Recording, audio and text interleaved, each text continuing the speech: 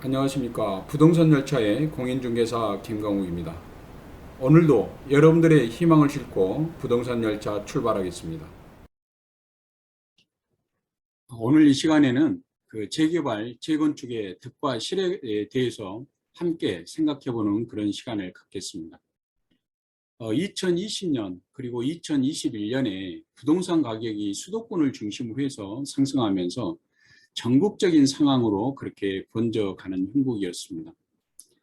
이에 불안을 느낀 시민들의 압력으로 새 정부에서는 부동산 가격 안정화 정책을 강력하게 추진하겠다라고 하는 그런 의사를 밝히면서 부동산 시장에는 사실 관망세가 진행되고 있는 그러한 형국입니다. 또한 새 정부가 제1기 신도시를 중심으로 재개발, 재건축의 그 완화 정책을 내걸면서 이쪽에 또한 새로운 바람이 불고 있는 듯합니다. 그래서 재개발, 재건축에 관심을 가지고 계신 분들이 주의해야 될 몇 가지 말씀을 드리고자 합니다. 우선 재개발과 재건축의 차이점을 한번 알아보도록 하겠습니다. 그 재개발 사업은 시설이 열악하고 그리고 그 노후 불량 건축물이 밀집되어 있는 곳을 재개발합니다. 그리고 상업공업지역의 그 도시기능 회복을 또 위해서 그리고 도시환경 개선을 위해서 재개발 사업을 하는 쪽이고요. 재건축 사업은 시설은 양호한데 노후 불량 건축물인 공동주택이 밀집되어 있는 곳에서 실시를 합니다.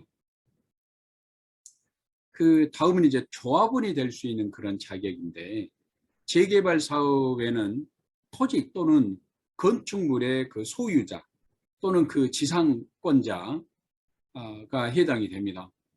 이때 그 임차권자는 해당이 없습니다. 재건축 사업에는 건축물 및 그 부속 토지의 소유자만이 그런 조합원이 될 수가 있습니다. 이때는 지상권자는 또한 그 자격이 없습니다. 자, 그럼 이제 주의해야 할 사항입니다. 이제 첫째는 재개발, 재건축에 걸리는 시간이죠. 뭐 사람들이 자주 얘기합니다. 많이 걸린다고. 왜 그럴까요? 다시 한번 화면을 보도록 합니다. 재개발, 재건축 추진 과정을 보면 구역 지정 고시가 있는 이후에 2년 이내에 추진위원회 승인을 받아야 됩니다. 승인을 받고 난 다음에 다시 2년 이내에 그 조합 설립 인가를 받아야 되고요. 조합 설립 인가를 받고 난 다음에는 3년 이내에 사업 시행 계획 인가를 받아야 됩니다. 이 기간만 해도 벌써 7년이 됩니다. 그런데 사실은 조합 설립 인가의 그 인가가 그렇게 쉽지 않습니다. 왜냐하면 조합 설립 인가에 필요한 그 동의를 받아야 되는데 우선 한번 봐보겠습니다. 재개발 사업에 그 필요한 그 동의자 수는 토지 등 소유자의 4분의 이상 및 토지 면적의 2분의 1 이상의 동의가 필요합니다. 그리고 이제 단지 내 재건축 사업, 동별 구분 소유자의 과반수 동의와 그리고 이제 전체 구분 소유자의 4분의 3 이상 및 토지 면적의 4분의 3 이상의 동의를 받아야 됩니다. 단지 밖 재건축 사업에는 토지 건축물 소유자의 4분의 3 이상 및 토지 면적의 4분의 3 이상의 또 동의가 필요합니다. 자, 이럼에도 불구하고 이제 본인이 사야 되겠다라고 하는 결심이 서면 자신이 조합원의 자격을 얻을 수 있는지 또 그걸 확인해야 됩니다. 이 조합원 자격은 앞에서 이제 말씀드린 토지 등 소유자에 한합니다. 여기서 이제 주의할 점은 투기과열 지구에서는 그 재건축 사업의 경우 그 조합 설립 인가 후 그리고 재개발 사업에서는 관리처분 계획 인가 후에 정비 사업의 건축물 그리고 토지를 양수한 자는 조합원이 될 수 없음을 알아두셔야 합니다.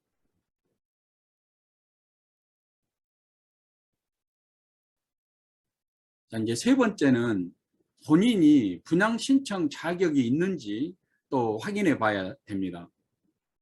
자, 분양받을 권리 산정 기준일을 보면 정비구역의 지정 고시가 있는 날 또는 시도지사가 투기 억제를 위해서 기본계획 수립 후에 정비구역 지정 고시 전에 따로 정하는 날을 기준으로 합니다.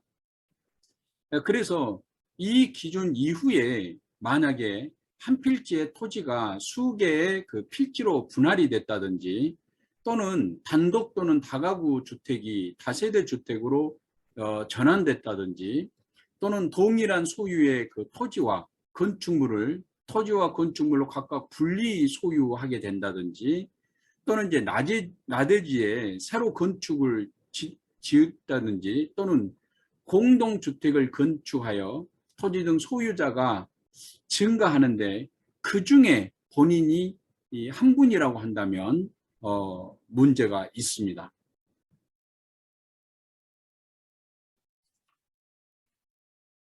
투기과열지구에서는 그 분양 신청에도 제한을 두고 있습니다. 관리처분 계획에 따른 분양 대상자 선정일로부터 5년 이내인 경우 분양 신청을 금지하고 있습니다. 물론 이때 그 상속이나 결혼, 이혼에 의한 그런 경우에는 제외됩니다.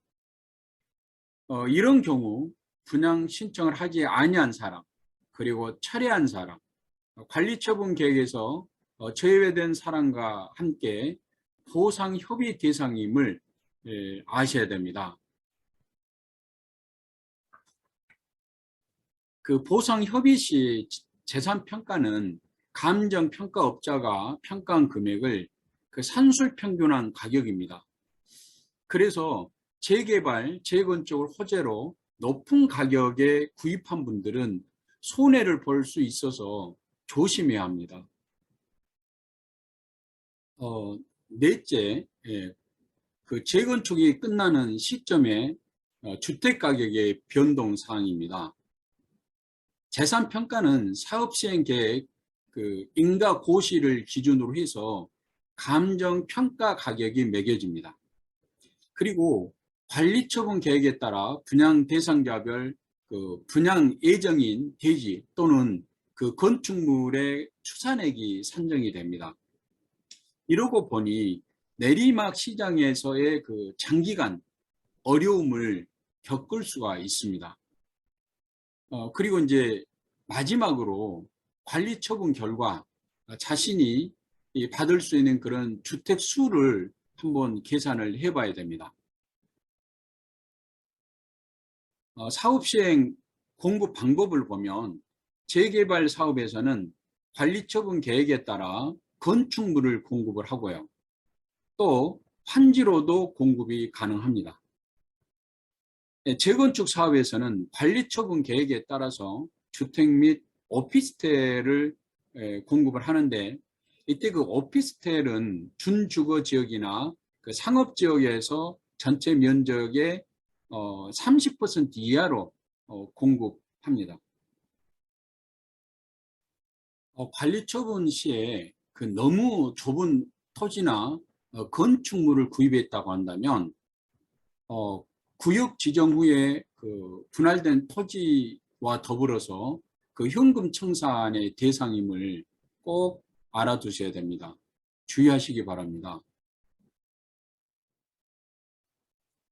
주택 공급을 함에 있어서는 그 1주택 공급을 원칙으로 하고 있습니다.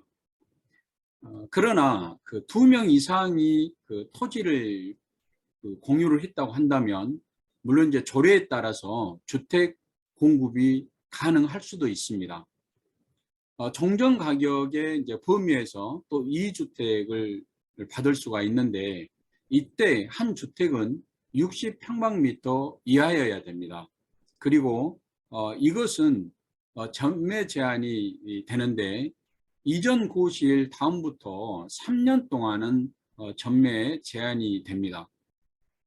그리고 그 투기과열지구 조정 대상 지역 내의 재건축은 무조건 1주택에 해당이 됩니다. 그러나 투기과열지구나 조정 대상 지역 외에 과밀업계 권역이라고 한다면 3주택까지는 가능하고요. 또 이제 투기과열지구도 아니고 조정 대상 지역도 아니고 그리고 과밀업계 권역도 아니라고 한다면 이때 공급 수는 소유 수만큼 가능합니다. 이상으로 재개발, 재건축에 관한 주의해야 될 몇 가지 사항에 대해서 말씀을 드렸습니다. 투자 목적 및 그 시세 차익을 원하시는 분들은 정말 세심한 주의가 필요합니다. 아무쪼록 여러분들의 재테크에 도움이 되었으면 하는 그런 바람이고요. 구독과 좋아요도 부탁을 드립니다. 전화 상담 환영입니다. 다음에는 공법상 주거지역 분류에 따른 주택 가격의 차이에 대해서 말씀을 드리겠습니다. 감사합니다.